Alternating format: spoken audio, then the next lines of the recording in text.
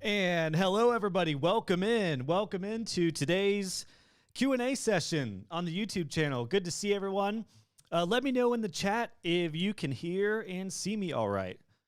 Using some new live streaming stuff, so I want to make sure you can hear me. Yeah, let me know in the chat, everybody, if you can just hit me up.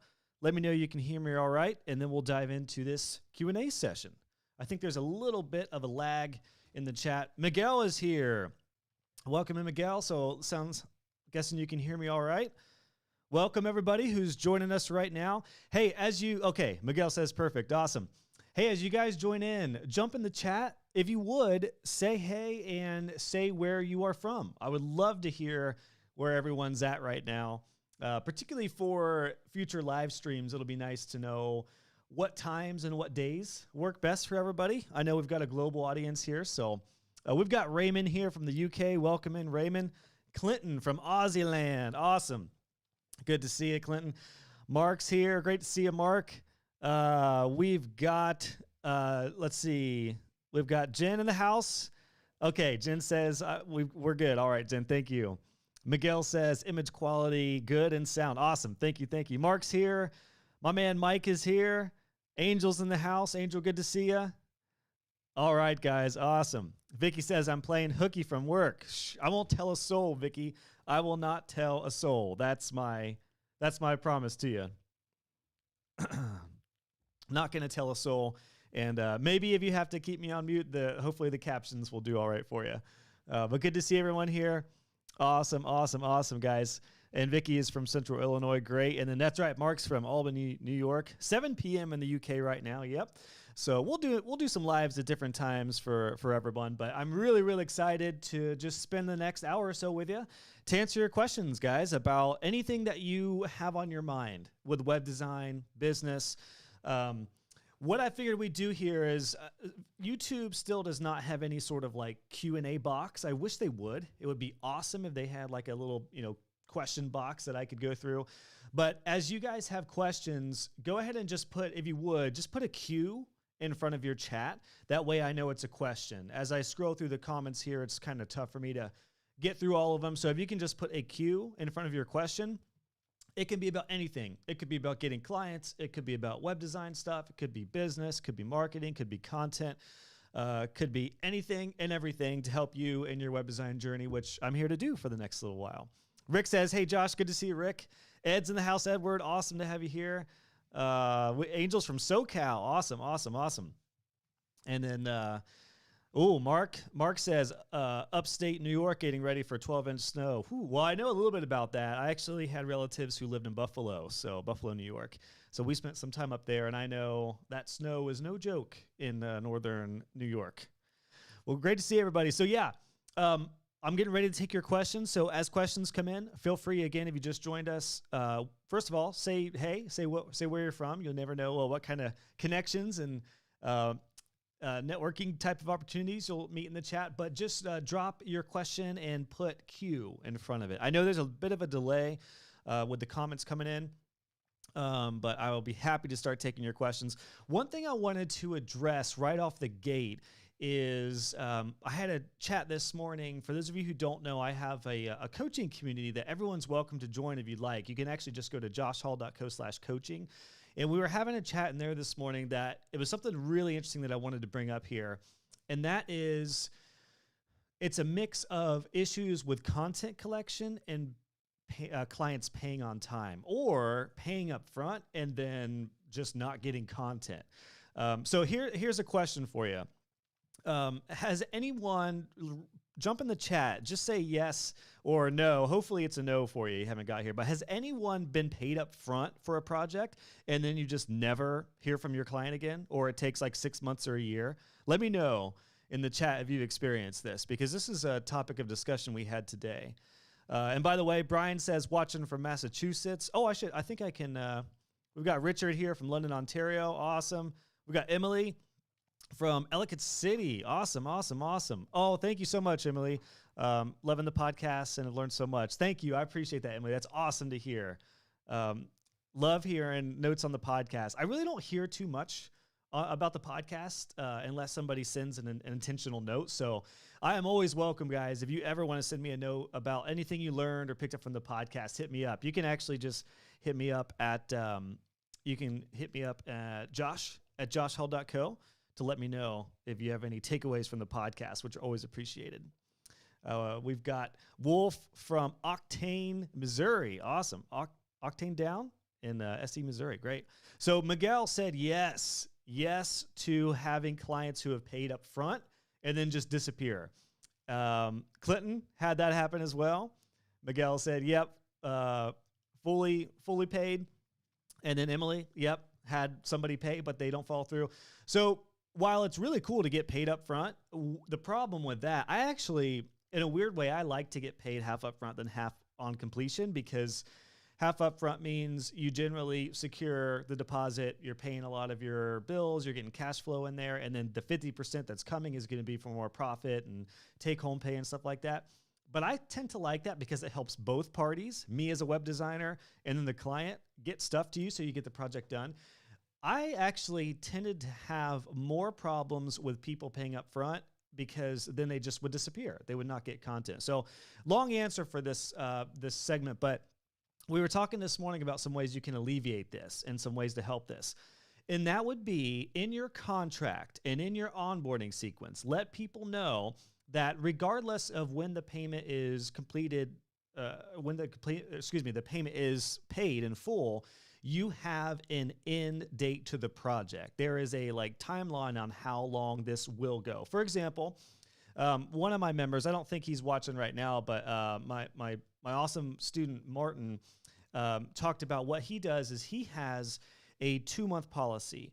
He gets 50% completion, or 50% upfront, and then 50% of the payment on completion or at 2 months, whatever comes first. So if the project is still going on, the payment still comes in within 2 months. He said, though, the problem is a lot of people would have been paying full, but the projects are still dragging. So one thing we talked about, and what I recommended that I want to recommend to you, is if you do something like this, to have a completion date after that to where there is an end cap on how long you'll work on the project. So for example, let's say you give yourself a 3-month window. Most web design projects, heads up if you're new, are going to go about 45 days to 60 days if it's a pretty good project, depending on your business setup. Some less, some more. But I don't know about you guys, but I can't stand projects going past 3 months. I've got this 3-month window where I lose steam, I lose creativity, and if something goes past 3 months, I'm just done. And even 2 months, I'd try to avoid that. But what you can do is, as a safeguard in your business, in your contract, have this project, unless there's something on our end, if we are waiting on content, we are done with our responsibility past, say 3 months. And it may depend on the project. This is going to be standard for most brochure style sites, style sites, if I could talk today. But if you're doing a massive e-commerce build, then you can adjust that in your contract. But I wanted to mention that here because I thought it was a genius approach that my student Martin had, which is to have half up front, half in 2 months, but then have a clause in there where if they pay you up front, but you're still waiting on content, they've got 1 month to get that content to you.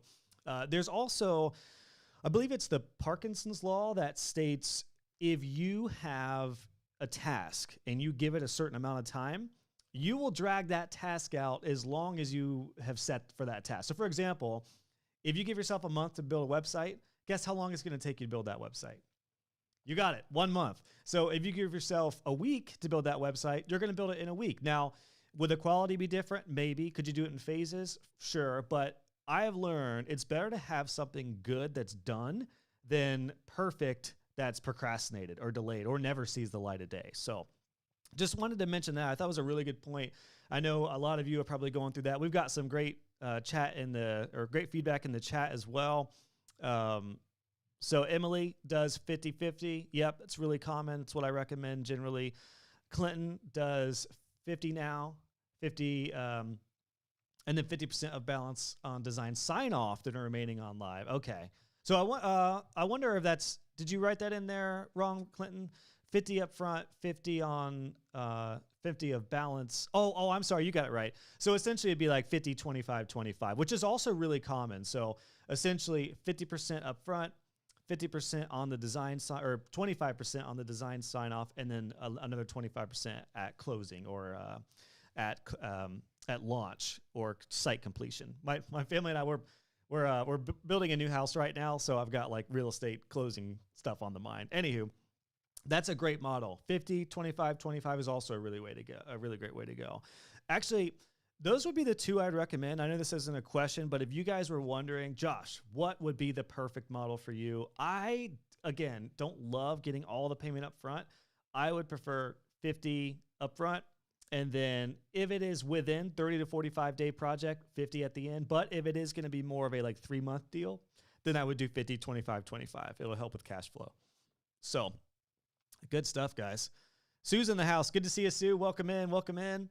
Lisa said, I can't stand projects going on longer than a month. Yes, I agree, Lisa. That the goal and my recommendation would be to try to get all of your projects done within a month, ideally, in an ideal world. And I know this is tricky with web design depending on the scope of the project. So when it comes to designing an entire web build, the month of the project may include a few different phases. Like the actual designing of a website should not take more than a month, ideally. Like the implementation period, that should be much less than that. But when it comes to onboarding, getting to know the client, strategy, discovery calls, getting content, that could happen well before you actually start implementation, which might be that 30-day window. So keep that in mind too. That's always something you guys might want to consider when it comes to 30 to 35 days and how you tell your clients on how long it takes to build a website. Because I know everyone here gets the question that I got every day with clients. How long does it take to build a website? And it's like, well, there's a lot of variables that we need to talk about before I can give you an accurate description here. But on average, I always said most of our builds took 45 days on average, 30 on the good end, 60 on the longer end, and that included content collection time, depending on the size of the site. But I totally agree. I totally agree, guys. Susie said, bad math, 33, 33, 33. Yeah. I don't know. Oh, okay. Yeah, Susie's. Oh, I missed your first comment, Susie. I do 30, 30, 30. Yeah. Yeah, don't chip yourself. Don't just do 90%. Where's that 10% coming from? That's funny, Susie. Yeah.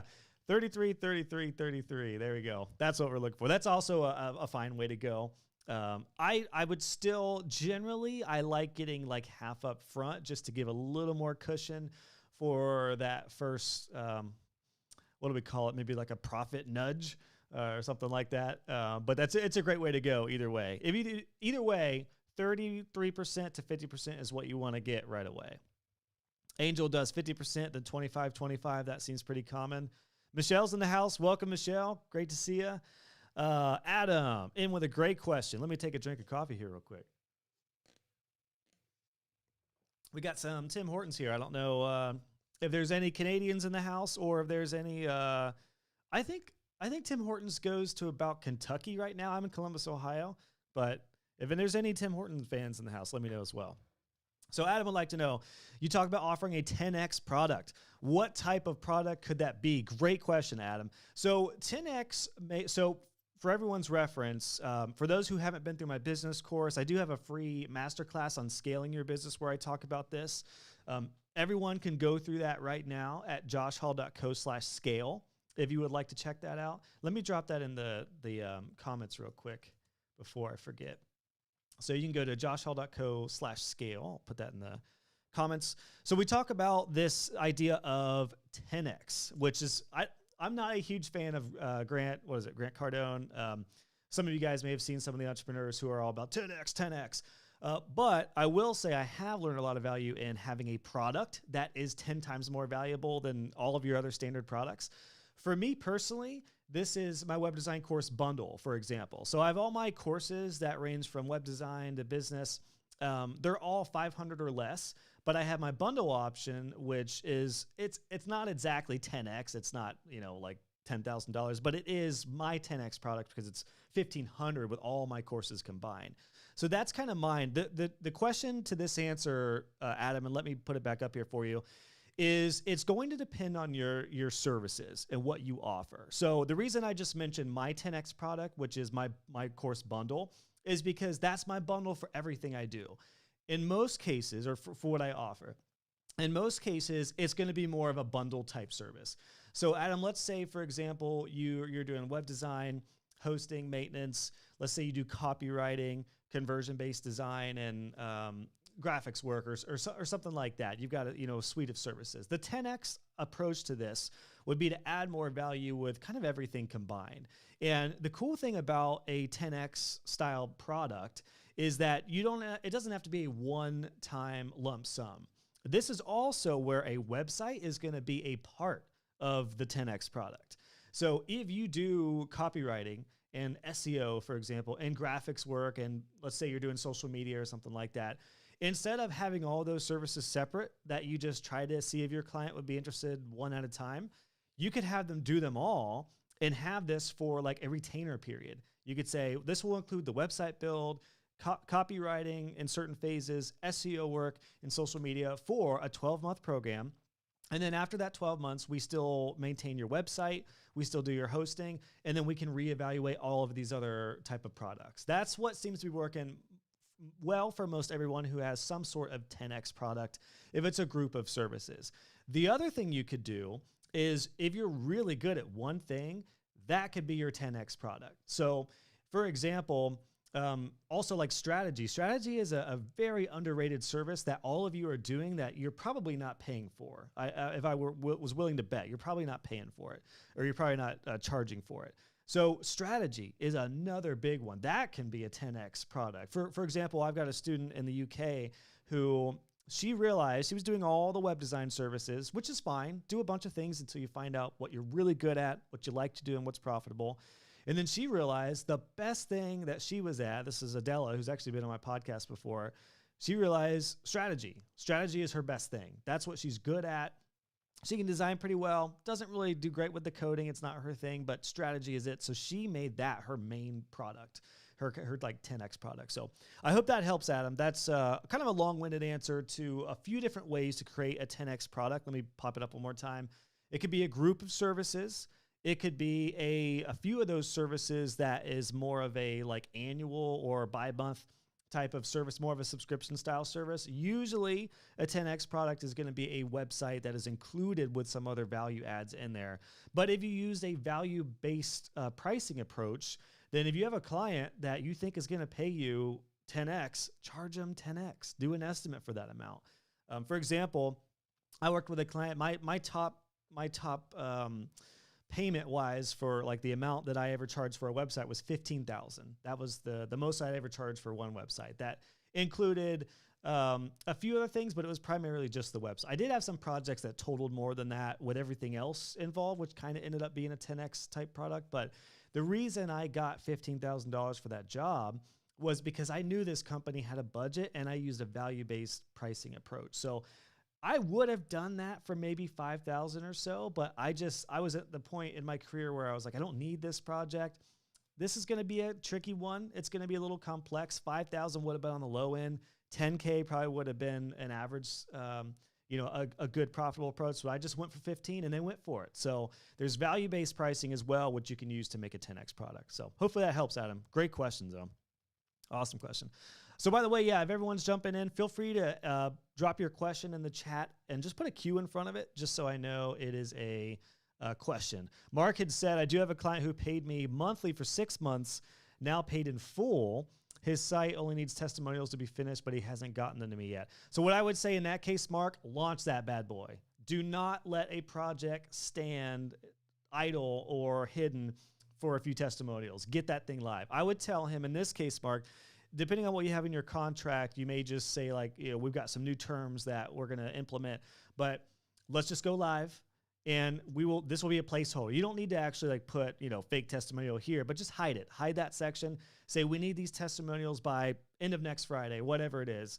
Get those and go live. And then just say, if we don't get these by this time, this is as long as we're able to offer our services for this project. We need to stick with this deadline. We've got a lot of other projects. Obviously, say it in a tactful way, but there is nothing wrong with lighting a fire under your clients' butts to get them to move. And just remember, guys, deadlines are good. Deadlines, I used to hear deadlines and I used to think like that was the sound that I thought of when I heard deadlines. It was scary, it was daunting, but now when I hear deadlines, that is what I hear when it comes to deadlines, because deadlines are awesome. Deadlines are crucial for getting stuff done, for being profitable, for sanity too. And it's good for your clients. It's really good for your clients to have deadlines. So again, they have a light at the end of the tunnel, a goal to shoot for. So hopefully that helps, Mark. Great question, man. Let's see here. We got a two-part question from WP Octane. I recently changed my hosting plans, including new pricing and features. All right. What's the best way to handle this with existing customers? And then part two, keep them on their current pricing or raise the price for them.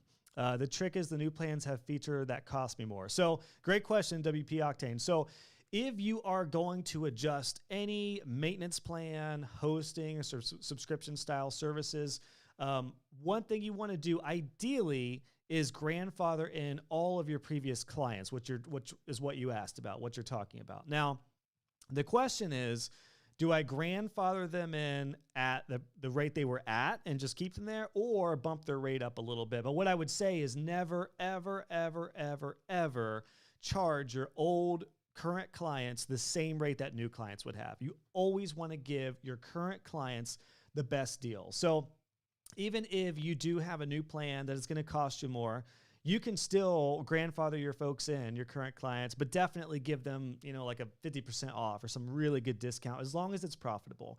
Now, to your point, if it is costing you more, then you probably are going to need to up their rates. Simply, I would only do that if for sure you're not going to be making money. If it's going to cost you, money to bring all of your current clients on, then that's a problem. It's not a good way to run a business. You can't serve them well if you are losing money. So I would say just let your clients know, now my hosting and maintenance plan has a ton more value. We're adding so much more to it.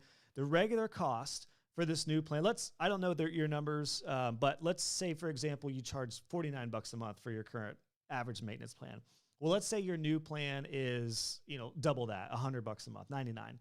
So let's say you're going to let them know our new plan is now $99. There's all this new value, but since you are a current client, we want to offer this to you for like $69 or something like that, or $79, like a 20% off. That's the way I would go about that, is grandfather them in with a good discount, a good rate. Perfect segue. Speaking of maintenance plans and hosting plans, I wanted to let you guys know I'm hosting a free webinar next week. What is that? March 2nd. For how to build your own recurring income maintenance plan. This is a free training that I'm going to do live. If you do not yet have a website maintenance plan, or if you have one that's just not growing, check out this. This is a free training. You can go to joshhall.co/webinar that you see right there. That's going to be next Wednesday. Let me double check the date on that. March 2nd. And yeah, March 2nd, next Wednesday. And I'll do that free training for you to help you with your maintenance plan. Because if you guys do not have your hosting and maintenance plan going yet, now's the time. Don't miss out on any more recurring income that you could be getting. So I'm late on seeing this, Susie, but Susie said, love our Timmy's. Awesome. Speaking of, let me take a drink real quick. I'm going to mute so you don't hear me slurp. How's that? All righty. So we love the Timmy's. Let's see here. Where are we at? I'm just going to try to find where we're at in the chat. Sorry, Vicky. No Tim's in Central Illinois. Maybe it'll come your way. I used to work for Tim Hortons as an account manager in the UK. Raymond, my first job was at a Tim Hortons, if you can believe it or not. I actually worked in the summer of 8th grade. I don't know how the heck I got a job there. I was only like 14, but yep, worked for a summer at Tim Hortons. Awesome. Angel said, just finished a project before completing your website maintenance plan course, but already selling them on things to build that recurring income. Way to go, Angel. That's what I'm talking about, my man. Yes, Edward says the bundle is the bomb. Thanks, Edward. I know he's a bundle student, has all the courses. So yeah, if you guys don't know, if you're interested in all my courses wrapped up, I do have my bundle option. Feel free to hit me up if you have any questions about that. Raymond says, just finished your SEO course. Very informative. Putting it into action, well worth the money. Thank you, Raymond. Look, you said it right here. Hold up. There we go. putting it into action. Can I give you guys a word of advice for any online course you take? Mine for sure, any other trainings. Putting it into action is key. And I'm telling myself this right now because I've delayed on getting started on a couple courses I have. But I've learned two things to get the most out of an online course. Really important things. Number one is to make it a project and put it in your calendar. Like actually make this, like you're never gonna find the time to take a course. Otherwise, it's going to take you forever and you're just going to fumble your way through it and you're probably not going to get that much out of it. You could have the most amazing course in the world that you're enrolled in, but if you're not making the time and implementing, it's not going to go so well. So the two steps that I recommend and that I'm using myself to really great effect to get the most out of courses, make it a project, schedule it in your calendar, go through it in a certain amount of time, and then implement. Implement every lesson you learn immediately if you can. So like Raymond just said, my SEO course, which again, thank you, Raymond, for that.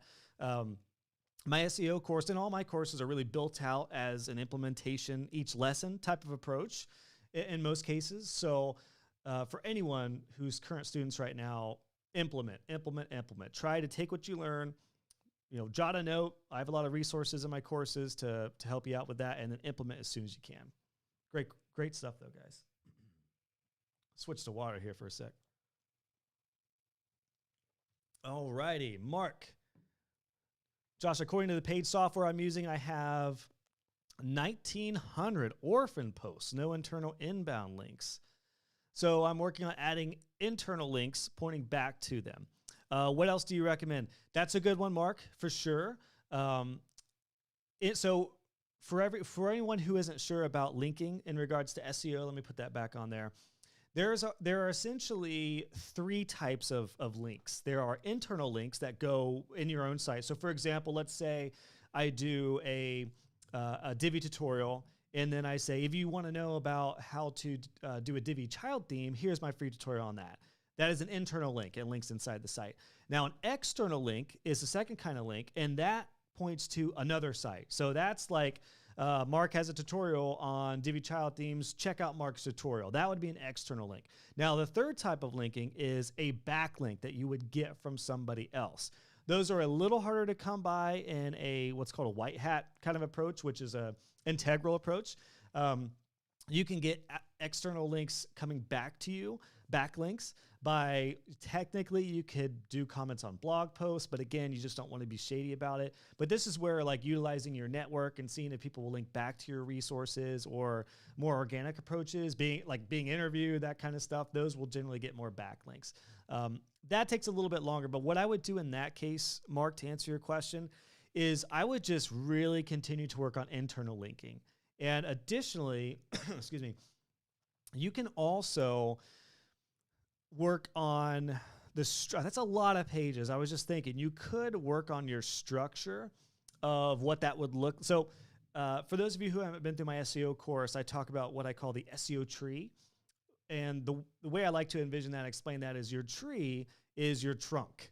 Your homepage is your trunk. That's the start of the tree. Everything connects back to that tree. The next branches to the trunk. The next branches are your biggest pages. Those are your services pages, your main pages, and then they extend out from there to other post types, categories. So what I would do in this case, Mark, is figure out how you can craft the perfect SEO tree, quote unquote, for this website. A lot of orphan posts for sure. So that could be something that you may end up hiring out, or just, make it a project, maybe 10 posts a week or whatever it is. You go through and add more links to the correct service pages. You could also include global sections that would have links to services or lead gens and stuff like that. Those are a couple things you could potentially do. So yeah, hopefully that helps. That's what I would recommend. And then work on those external links, pushing out recommended articles. If you can get backlinks to the site eventually, awesome. That strategy just takes a little while longer. So Mark also said, I have trouble getting 3K for a website. That's all right, Mark. That's all right. There's a lot of different ways you could get to this point consistently. This is kind of the mid-range that I recommend that people get to, depending on where you're at in your journey, Mark. And I don't know what your services look like, where your expertise is and skill sets are, Mark, but for anyone who wants to get to the average of $3,000, you really need a balanced knowledge of conversion-based design. Well, you ideally need to be pretty darn good with WordPress and a theme, if it's Divi or Elementor or whatever you're using.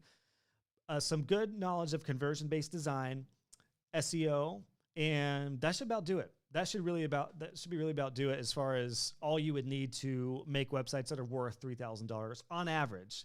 This doesn't necessarily mean certain page counts. It could be more. I mean, you can do brochure style sites that are 3K, and you could do an e-commerce site, but you don't generally want to do e-commerce sites for less than that. But those are the different things that I recommend that you get good with, Mark, to really make you well-rounded. That way you can share and explain the value.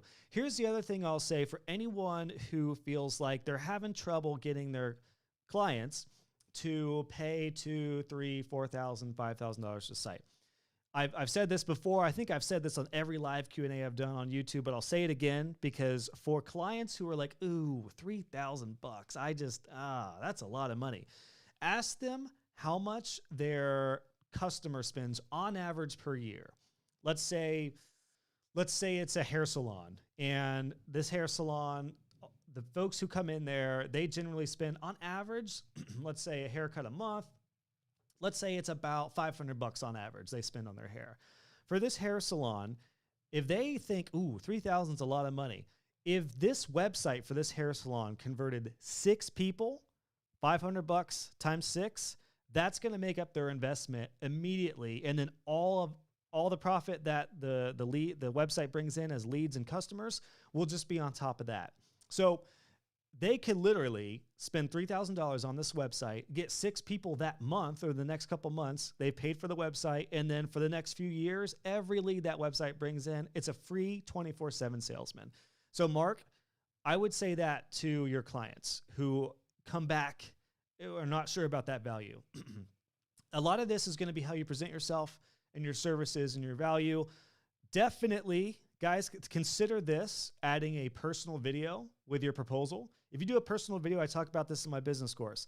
When you add a quick personal video, 5 to 10 minutes at most, that outlines your proposal, you will see your conversions skyrocket. This worked for me, and all of my web design community, I've challenged them to do this, and left and right, I'm getting notes that the videos have been like the #1 thing that clients have said separated me from everybody else. So that's my challenge to you, Mark, is use that approach of like the numbers as far as, you get 6 clients, there we go, at $500 each for customers, and then a personal video, and then of course, articulate your services. That's a big one. I'm going to try to keep these answers pretty quick moving forward just because we got some questions built up here. Great questions though. Rick said, Josh, do you have any recommendations on the type and amount of business insurance that we should carry? So I don't know if I'm the best to speak on this, Rick. It really depends on, a lot of this might depend on state and how your business is set up. For example, my business is actually an S Corp. A lot of people do LLCs, but the reason I'm an S Corp is because I like having a W-2 salary that I submit for medical bills. Some of you know I have a special needs daughter who we have weekly appointments at the hospital and stuff, so we get just like slaughtered with medical bills. So I like having a W-2 income. That affects insurance, both personal and business-wise. But what you could do, I would definitely say consult with an insurance agent who knows your area, knows the state codes and stuff, and seeing what type of insurance you might want to have on that. I wish I could give you a better answer, Rick. Luckily, we're in an industry that, we have privacy, legalities and stuff that we need to keep an eye on, but it's very rare that someone's going to hack information. If you're using like a database like 17 Hats for client management or MailChimp or ConvertKit, whatever, it's rare that you're going to get an issue like that. But I would just say consult with somebody, and then definitely have some sort of insurance, both that protects your assets personally, and then make sure you have some sort, ideally, of life insurance. That way, Rick steps out, breaks his hands, he can't work for, I guess I was going to say step out in front of a bus and break your hands, but I guess you'd have to be walking like this, but you get what I mean. If you hurt yourself and you can't work for a little while, you want to make sure you have some sort of insurance coverage there. So I know I have a financial officer years ago that I got that set up with. I have insurance like that, disability insurance. So I just pay a little bit. I think I pay $12 a month for disability insurance right now. And then you do want to protect your assets, your personal assets from your business. That's a biggie. That's a biggie when you get going. Great questions. Nicola, welcome in, Nicola. What's your favorite platform for collecting subscription maintenance plan payments as a web designer? Great question, Nicola here. So there's quite a few different ones. It depends ideally on what system you're using for your client management. So I actually use a site called 17 Hats. If you guys want to check this out, I do have a special deal set up with them for you. You can go to joshhall.co/17 hats. That is what I use for all my client management and stuff. Now, I had, previous to using 17 Hats for recurring subscriptions, I actually used a plugin called WP Simple Pay. And that allowed me to create a button, a subscription button that people could use to sign up for on the maintenance plan. And I would get those, they would go through Stripe. The only downfall is that's going to be separate from like manual invoicing and stuff. That would just be for the maintenance plan. It is a good option. So WP Simple Pay is an option. 17 Hats for all the client management. That's what I send proposals out, invoices, etc. There's quite a few other options though, depending on what you use. You could always use Woocommerce subscriptions if you're comfortable with Woocommerce or subscriptions. There's quite a bit. And now I don't know if anyone knows, does Stripe have auto like recurring income, recurring invoices? I think Stripe might do that. So that might be the case. Yeah, let me know. But those are some of the best options I think that would probably help you out, Nicola. By the way, if you just joined, speaking of maintenance plans, I talked about this just a little bit ago, but I wanted to make sure everyone knew here.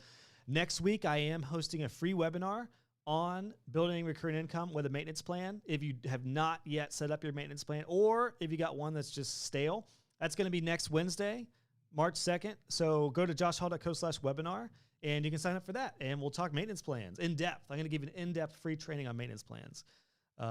Adam said, great answer. Just done with the business course. Awesome. Thank you, Adam. Thank you. I would love to hear, I'm excited to see what you're going to implement in your business with the business course. I know you just emailed me last week about the child theme stuff. So super excited for Adam. If anyone's curious, if you want my entire business SOPs and everything in the business, it can be yours. You can just go to joshhall.co/business, or just hit me a note, hit me up. If you have questions, go to josh@joshhall.co. Hopefully you guys can see that all right. Email me. I do check my email personally. I don't get that many emails, so hesitant to say that always, but I really don't get that many. I always get back with you. Mark says, great advice. Awesome, Mark. Kevin would like to know, what's your setup? Camera, mic, etc. So I am going to do a full post with my studio setup. I'm going to wait though, because my family and I are building a new casa right now. So in about 2 months, we should be closing and I'll have a whole new different office setup. I'm really excited about to have a little more room and stuff. So I'm going to wait to do the video then, but let me drop in the chat for you, Kevin. I actually modeled most of my setup after my friend and mentor, Pat Flynn. So this is in the chat right now for you, Kevin. What I just posted is basically everything I have set up, from my camera to lighting, etc. So real quick, I'm using a Canon EOS camera. And then for the sound effects, like if I make a dad joke, I'm actually using a Rodecaster Pro. I'll show you real quick. Let me switch to my webcam. I'm using this little Rodecaster Pro that gives me the opportunity to do sounds like that. And then I have a little, what's called a Stream Deck, which is right here, which allows me to switch my camera if I wanted to switch from webcam, etc. So those are some of the main tools I'm using. I just have a ring light and some softbox lighting around me. Lighting is something I'm kind of looking at more into. And then mic-wise, this is a Procaster mic. They're on Amazon. They're pretty affordable. I would say though, for most everybody, you don't need to get something this big. Usually, something like this will work just fine. I still have my Blue Yeti. These are like $100-$150 on Amazon, and I use this for years. And for most everybody, a Blue Yeti mic is fine, because when you get these, it's got what's called a auxiliary cord. It's got to go into an interface. These Blue Yeti mics, for most everybody, when you guys are doing videos for clients and stuff, this has a little USB cord that just plugs right into your computer, and it's a great way to go. So I think that's it. Let me know if you have any other questions, Kevin. Happy to share some more. I actually have a whole list of gear and stuff that I can send you if you want. Again, shoot me a note, josh@joshhall.co. Say you were here, and then I'll get back with you stat. All right, let's see where we're at here. Let me go back up to where our chat was. AJ said, sounded great. WP Octane, perfect answer. Awesome, awesome, guys. Emily wanted to know, does it cover a maintenance plan for platforms other than WordPress? Yeah, I do. I do have a lot of students in there, Emily, who are using other platforms. I do talk about some WordPress specific stuff in there. Some of the tools I use are WordPress specific, but a lot of the principles and strategies you'll learn will carry over to no matter what platforms you use. Actually, I just had a student come through who uses Webflow, and he actually told me, I wish he was here. He was like, that course still, even though I don't use WordPress, was everything I needed to get my maintenance plan going. From contract to how to do updates, when to do updates, liability. If you guys do not have a liability clause for your maintenance plans, that's basically everything that you include in your plan. And then you just say, if you neglect the plan, this is what you're responsible for. That's a biggie. So yeah, should be able to help you out just as well, Emily. If you want to let me know what you're using in the chat right now, or email me, josh@joshhall.co. I'd be happy to answer some questions for you. Clinton would like to know, I use a daily model. He said, so my basic plan just went from $1 per day to $135 per day. Which is from $365 to $492. There we go. If it were me, Clinton, I would make that like a $499 plan. That's what I would do. $499 per year sounds pretty dang good to me. That's my challenge, Clinton. Up those rates by $8 per year. That'd be my recommendation. Michelle in the house would like to know, I approached a hotel to do my UX study for my diploma. All right. I really feel like executing afterwards this website in real. How would I approach them to get paid? Okay, so let me reread that again. Let me make sure I'm understanding the question. So I approached a hotel to do my UX study for my diploma. I really feel like executing afterwards this website.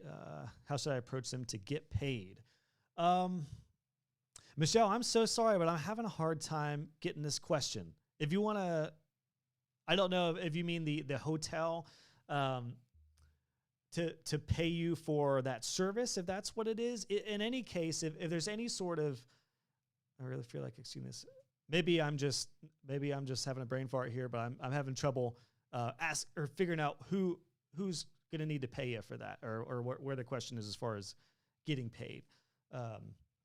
Otherwise, what I would say for anyone who is working with a company who you may be interested in sponsoring you or paying for any sort of trainings, just let them know of the value and let them know how it's going to benefit them. And that's how I did it when I got some help with getting some kind of like investments in me. Hold on a sec, guys. Let me take a drink real quick.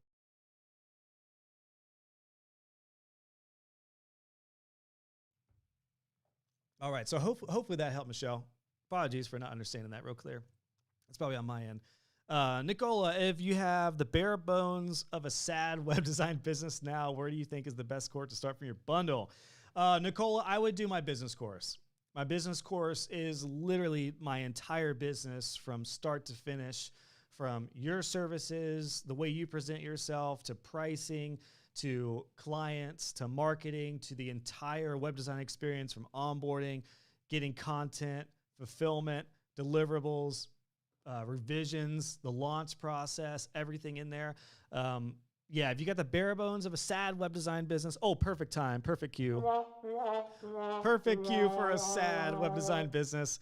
You want a happy web design business. So I'm going to have to figure out how to do this because, so sad web design business, but then afterwards, that's what you want. You want your business to, I wish I had a better happy button, but I don't right now.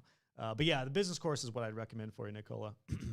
And then also wanted to know, is it a good idea to make clients a member section on your own site, or what kind of content would you display for them there? Great question. What I recommend doing is I wouldn't necessarily do a member area unless you are providing like Q&As or ongoing resources or live trainings.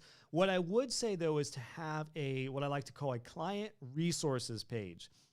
This is actually, for those who don't know, before I started everything here with my brand at joshhall.co, the client resources page that I have for my clients is what got me in the door with Elegant Themes, the creators of Divi, because their content manager found out that I had this and he was like, dude, would you share this on our blog? And that's how I became a blog author for Elegant Themes. And then I was like, I like doing this. Maybe I'll start teaching. And then that's how this whole thing started. So anyway, it all started with my client resources page. Let me give you the link here real quick. So you can actually, we have a different version of this on my agency site now. But if you go to, I have an archived version of my site as a solopreneur and slightly scaling at josh.intransitstudios.com. So there you go, guys. I just dropped it in the chat. You can do a client resources page. Let me share my screen real quick. Let's see. All right, so you guys should see my screen here now, hopefully. So my client resources page essentially just covers the basic tools that I would use on all of our websites. Now, you're generally going to be sending custom videos depending on what tools you use. Let me try to make this bigger for you. Like if you have a e-commerce site, you might have a certain set of videos that's catered to that client. But having a client resources page for me was a game changer because check this out. There was just an intro and overview of WordPress, overview of the text editor for people doing blog posts, how to optimize images, holla. Anyone ever send you large images via email for content? Yep. At a basic tutorial on the builder, the library, SEO basics, adding videos, etc. So it was almost like a little mini, kind of like I guess a mini academy of tutorials that I did for my clients. And they were short tutorials, 5-10 minutes, but even if clients didn't use them, they loved it. They thought it was awesome. So, yeah, hopefully that helps. I would do a client resources page, but again, if you're considering doing some sort of like forum or membership aspect to a site or your business for all your clients, definitely consider it. And from there, it could be something they invest in, or if you're doing like a 12-month program for your clients as like a 10X product, going back to Adam's question earlier, maybe this like 12-month membership with a monthly call with you, extra resources, up-to-date stuff on trends and everything, maybe even a group coaching type of situation could be included in that. Whoa, what are we doing here, friends? We're coming up with some awesome stuff. So that's probably what I would recommend as far as that goes. Yeah, great questions though here, guys. Let's see. Let me get back up to where our last question was. It's kind of tough to keep up with questions. Oh, and by the way, Michelle said she approached a hotel to do UX design or study for my design. So yeah, no problem, Michelle, if the English isn't there. That's all right. I'm still working on English, and it's my only language. Awesome, guys. Let's see. And Nicola wanted to know, is it a good idea to make... Okay, so yep. So yeah, client resources is what I recommend there.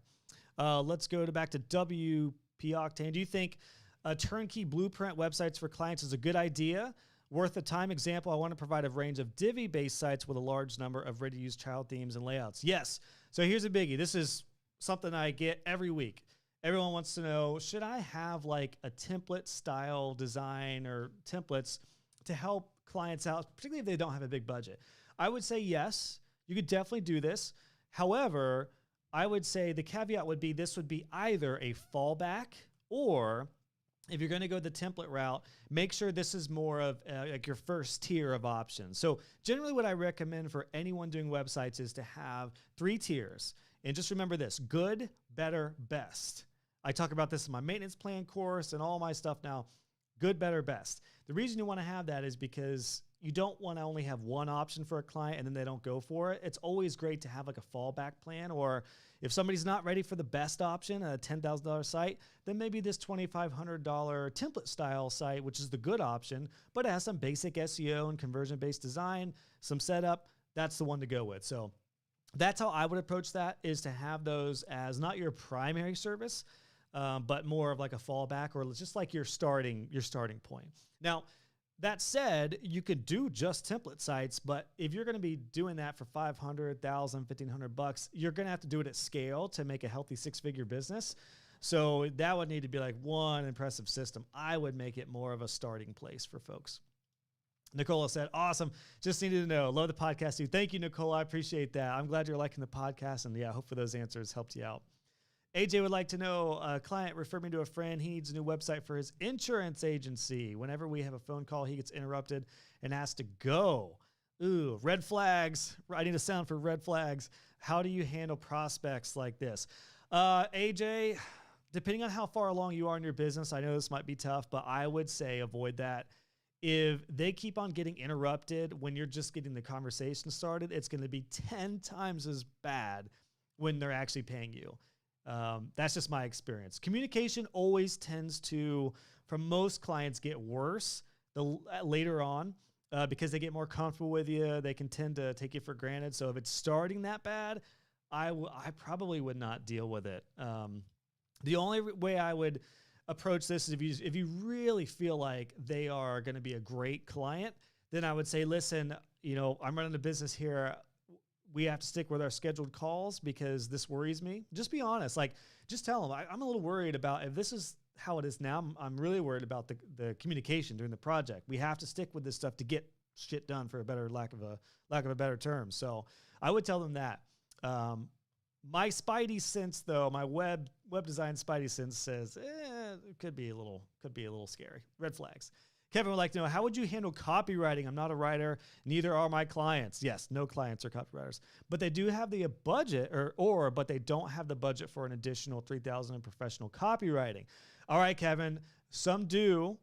You may not think they do. Your clients may not think they do, but they do if they want to make sure their website converts for them and makes them money. So that's number one.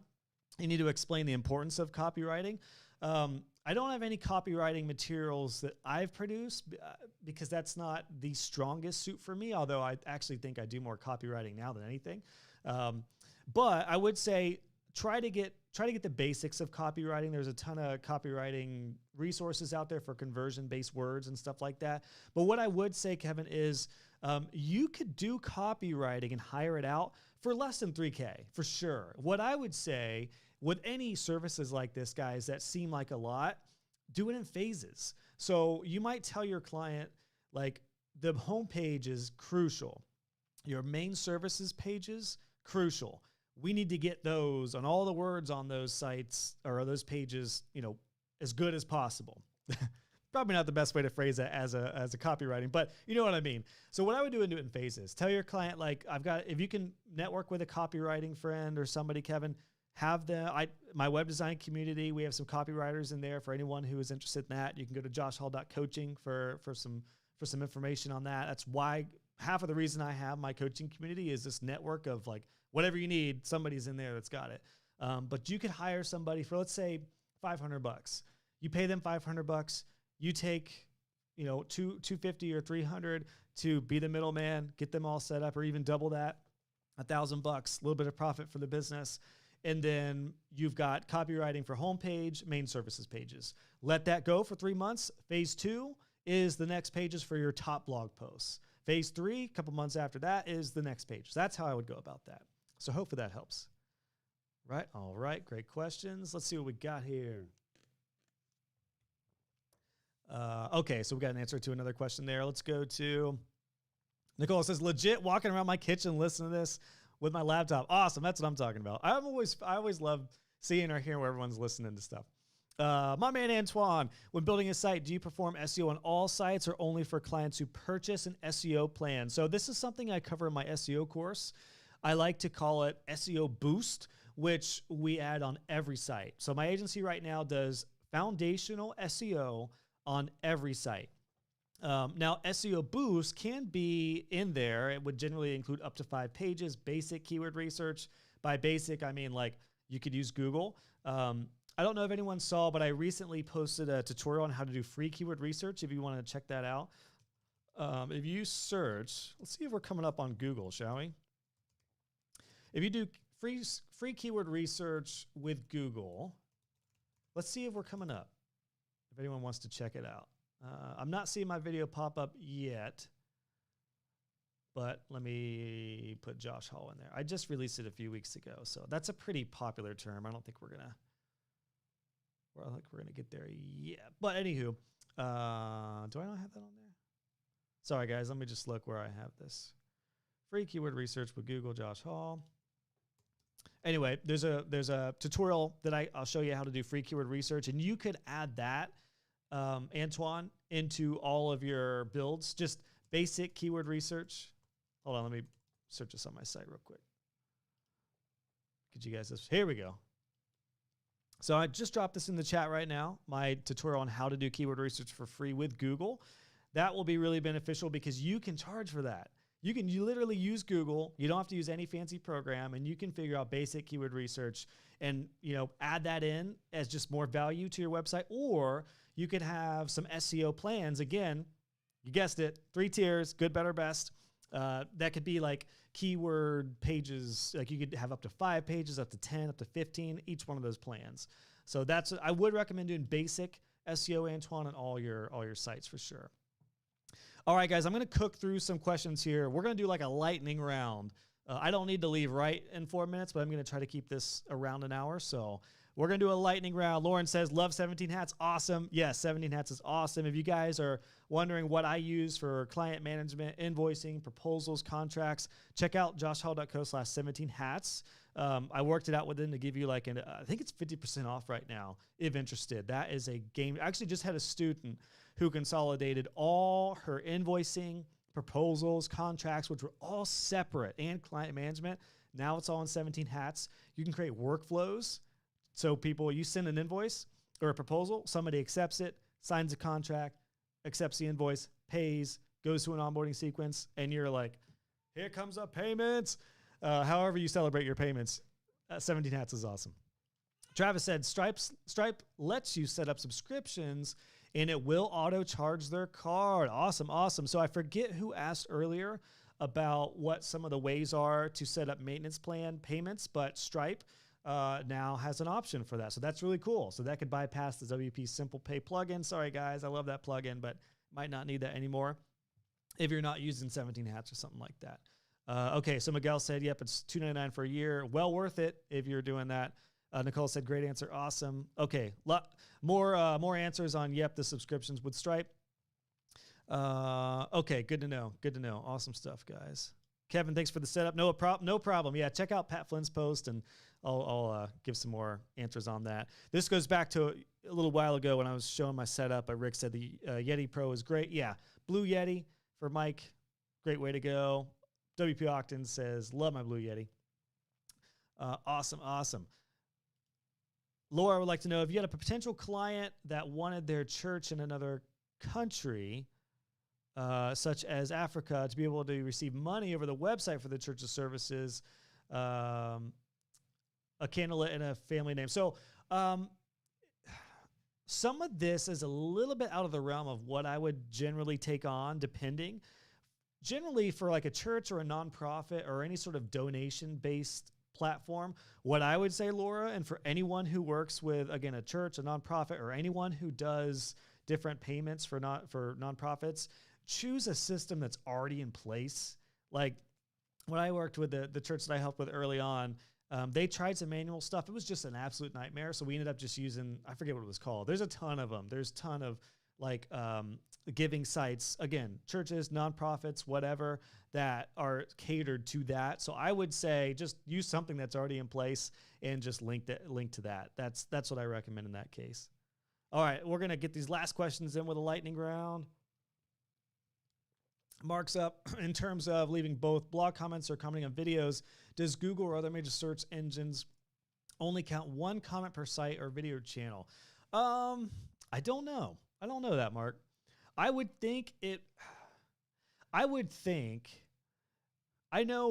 know, I'm not an SEO expert, but I know Google enough to where I feel confident in saying that. I mean, my whole brand is SEO here. I feel confident in saying that Google is probably not going to like a repeated link or the same person over and over in a comment section. So my guess would be one link per resource. That's probably going to do you a little better. And the more targeted you can get for each blog post, that's going to be better for you. Crystal would like to know, what is your best suggestion for ongoing client packages after designing their sites? What have been big hits with your clients? The stuff that worked best for me and for a lot of my students right now in my agency, we're experimenting with some new things right now. It depends on your services. It depends on what you're comfortable with. Like we were just talking about copywriting. If you are pretty good with copywriting, offer copywriting. That is a biggie. If you are good with SEO, offer SEO. If you're good with conversion-based design, offer like ongoing conversion-based design to help with lead gens. And if you're good with strategy, do strategy. It kind of depends on your services, Crystal, but also just ask your clients what challenges they have. If they have just all the challenges in the world with, thinking about traffic and it's just an ongoing SEO kind of conversation, learn about SEO, hire out what you can, and go add SEO as a recurring type of service or a 10X product if you do something within like a 12-month package. That'd be my recommendation on that. Poll your clients. Following up to the previous question, how would you go about that? Not sure how it's best for church to receive money on a website. Yeah, do not ideally take donations directly through the website. You can even use like Gravity Forms. You could use Woocommerce. Personally, I've learned keep the website for just the user-based journey, UX, keep payments and all that kind of stuff, unless it's an online store that needs to be in the site. Keep that going through a different system that is built for that. Particularly, you mentioned, Laura, that might be a church in Africa where there may be differences with their banking system or whatever. Make sure just to choose a proven platform for that. There was a plugin I used for a nonprofit. I think it was WP Give. Gosh, this was years ago, but I loved working with WP Give. So I'll put this in the chat. No affiliation with them or anything, but I just remember I used them years ago and it was super easy to set up. So that might be something you recommended. All right, guys, I'm going to bust through these final questions since we're just over an hour. Let's see here. Atol, what's up, Atol? Welcome in. When you were just starting out in web design, you talked to a client. How do you charge them? Sometimes your pricing will be less, but the client will be ready to pay more. Yes, they definitely would. How do you figure that out? Well, first of all, it's really common. You're always generally going to start out on the low end, or you're going to feel like, why I can't charge $1,500 or $2,500. I'm not there yet. So first of all, I would say, Atol, it's okay to feel like that. As you start getting more and more clients, you'll get a little more comfortable. Next week, I'm going to be releasing a video and a podcast episode on how to figure out your hourly rate. I do talk about this in my business course, but I'll share it with you here. It's essentially to take whatever ideally you want to make that year that's reasonable with where you're at in your journey, but always aim higher. Don't undervalue yourself. Whatever you're going to make per year, and then divide that by months, then divide that amount. So you'll divide that by 12 months. And then you'll divide that by the number of weeks you want to work in a month. Then you divide that by days. Then you divide that by hours. That's your hourly rate. So in the example I think I share in the video, it would be like if you wanted to make here, hold on a sec. Let's do it. Let's do this real quick. I'll go a little later for you guys here today. How's that sound? If that's cool. So let's do 75K. This is high quality stuff right here. This is as fancy as it gets. 75K divided by 12 equals $6,250. That's what you want to make per month if you want to make $75,000 this year. So that's your monthly goal. Let's divide that by 4, and that is $1,562.5. So let's just say $1,500. You want to try to get $1,500 per week. All right, sounds a little more reasonable. If you have maintenance plan and other services going, then you could do $1,500. That's especially if you're doing sites for $3,000, $4,000, $5,000. Let's divide that by 5 days in a week, 312. That's what you're shooting for per day. Let's say you want to work 7 hours per day. You don't want to work 8. 8's for corporate people. We don't want to work 8. So $44 is your hourly rate to get to $75,000. Now, a couple things. This is factoring in you working 7 hours a day, 5 hours a week, or 5 hours a day, 7 hours a day, 5 days per week, all weeks, all year, vacations, time, and everything away. You're probably going to want to factor in a little bit differently to where I would say your hourly rate would probably be like 55 a toll if you want to make that amount. So 55 hourly. And of course, remember, expenses and taxes come out of that. So if that's what you want to take home, then I would add like 20% on there. I would make your hourly rate like 65 or 70, 75. So hopefully that helps. Just give you an idea of how much to charge. But you can do some research. Just talk to people, ask what they're paying. Until I think you're in my free Divi Facebook group. Anyone who wants to go in there, it's a free group. Even if you don't use Divi, you can join that, get a pulse of what's going on, but you can just ask what people are charging. And that might help you out there. All right, here we go. Lightning round. Ken says, sorry to miss Q&A. No problem, Ken. That's what I like to hear right there. Was helping a client. That's what I love to see, Ken. Love it, love it, love it. Ken's been killing it, by the way. All right. That's a tough name for me here. Simple boy from Ohio. I'm just going to call you MD. Hey, Josh, hope you're doing well. Following tutorials since 2019. What do you think about the future of Divi? Great question. I still think it's very, very bright. I know I've got a lot of students now using Elementor and other themes along with Divi, but Divi is still what I use. And the thing about Divi that I like is the company that runs it, which is Elegant Themes. They're always innovating. They're always forward thinking. So I feel really good. I feel really good about Divi. There's some other awesome builders too, but like the recent updates Divi made to SEO and speed were game-changing updates. So yeah, I would definitely stick with Divi. Excuse me, guys. Let's see. AJ says, appreciate the Spidey sense. Great to meet another Spider-Man fan. Awesome. I'm over Star Wars guy, but I'll definitely keep going with the Spidey sense. Drum 707, that's what I'm talking about. What instrument did I play in a band? You know it. It's right there. Drum. Play drums. In fact, if anyone's curious about, if you want to hear me play drums, you can search Josh Hall drum solo on YouTube and you'll find it if you want to have some fun. And then I did an episode on the podcast a while back about how being in a band helped me with business. If you want to search that and check that out. Kevin would like to know, will live stream be uploaded to YouTube so we can rewatch it? Yep. It'll automatically be uploaded to YouTube. So there's it'll just show up in the video category for you, Kevin, and you'll be good to go. I put SEO boosts on my site for customers and I charge $250 for a year. Awesome. Excuse me, my voice is starting to go now. That's a setting in Rank Math Pro. Very cool. Keyword research. Oh, that's beautiful. Raymond's on it with his SEO setup for SEO boost. There we go. Although that seems really low for me, Raymond, $250 a year. I would double that, baby, man. I'd double that sucker to $499 or $500. Laura says 17 hats better than Dubsado. So my agency started out with Dubsado, and so Eric, my CEO, tried it out. I did not lie. I didn't really use it much. I did not like it. He ended up moving from it. I like 17 hats. He's actually right now using Sweet Dash, which seems to be pretty good, but I still personally think 17 hats has a lot more integrations that do the full gamut. Their UX needs a little bit of work, and I don't love their branding, but I prefer 17 hats. Awesome. Michelle said, looking forward to your SEO course. So important. Awesome. You got a Q&A for that too, for specific questions. So what I do, Michelle, for all of my students is monthly. I do live Q&As and we can talk about anything in regards to what's in the course or just general questions. So you will have support in there. And then I also have a student center.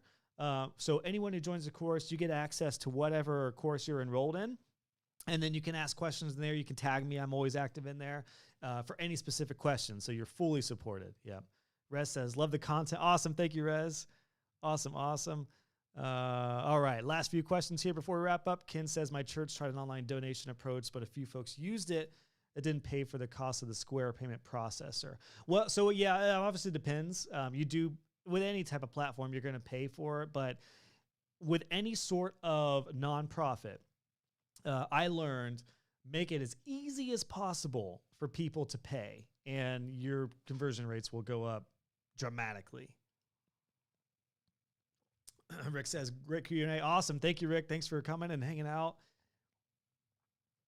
Oh, love it. Angel said, just increased my hourly rate due to our economy and inflation. I'll tell you what that's due to, Angel. It's due to you getting more valuable, man. I wouldn't let economy or inflation mess with your guys' rates. Like, you adjust your rate based off of your value. Obviously, I know that's a factor, but if your clients are local and they need to stick around a range, you want to keep it reasonable. But don't, value, you are the most important thing that factors your hourly rate. Let's say, okay, I think I answered that. Angel said, I noticed speed increases in Divi and converted my images to WebP to help with loading. Oh, that's good to know. Awesome, awesome. Raymond says, Josh, you look like you're about 10 years old playing those drums. Yeah, so anyone wants to have fun, go search Josh Hall drum solo. You'll find it on YouTube. I had like the kind of like Beatles haircut going on.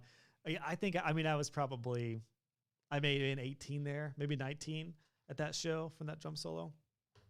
So, I guess, simpler times, fun times. And Laura, we'll do this one as the last question. If you're using Elementor, do you still learn from your courses?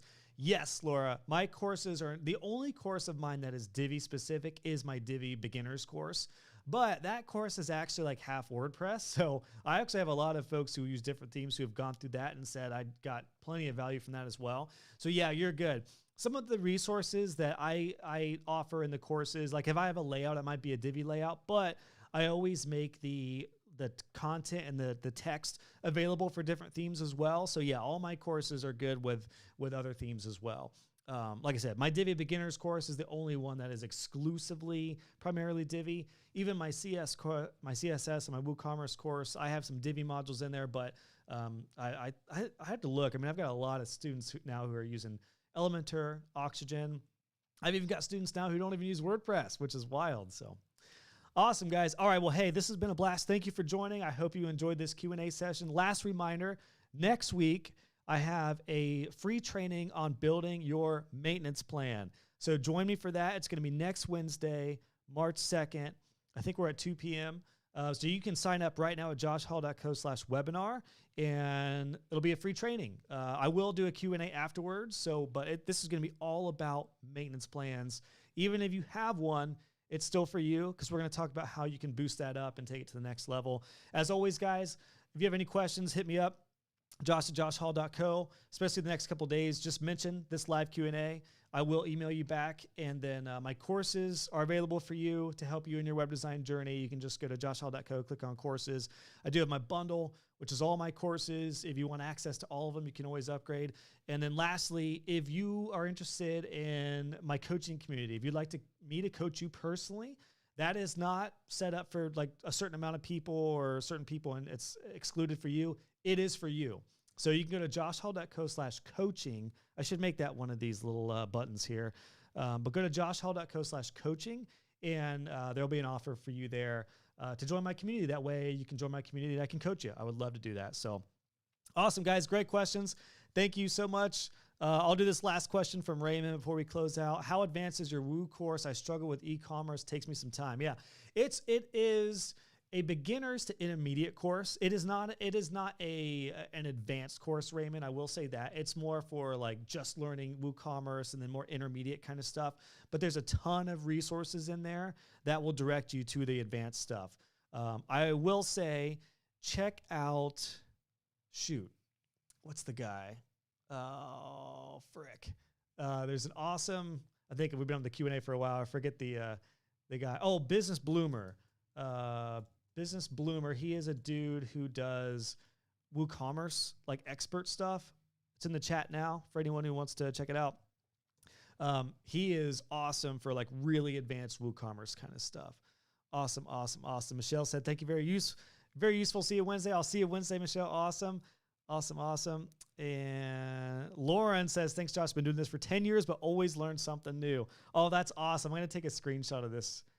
I want to take a screenshot of this, Lauren, because I really appreciate it. That's awesome. Really appreciate that. Love hearing your guys' feedback on the Q&A, podcasts, and more. So, all right, everybody. Have an awesome week.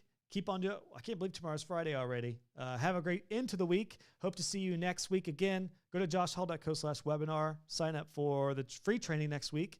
And then I'm here for you in every way I can. So talk soon, everybody. Cheers.